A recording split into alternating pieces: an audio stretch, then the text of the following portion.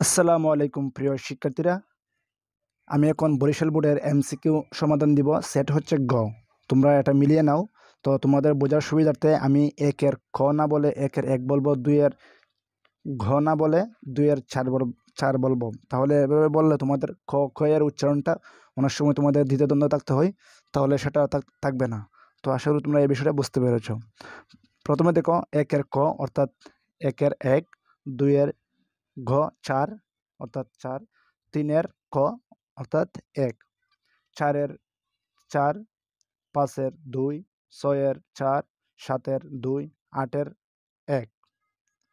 তারপর দেখো নয়ের এক, দশের দুই, 11, 3, 12, 4, 13, 2, 14, 3, 15, 3, 16, 3, 17, 4। তারপর দেখো 18, 2, 19, 3, 20, 3, 21, 4, 22, 3 নম্বর, 23, 4 নম্বর, 24, 1, 25, 3। তারপর দেখো 26, 1, 27, 4, 28, 2, 29, 2, 30,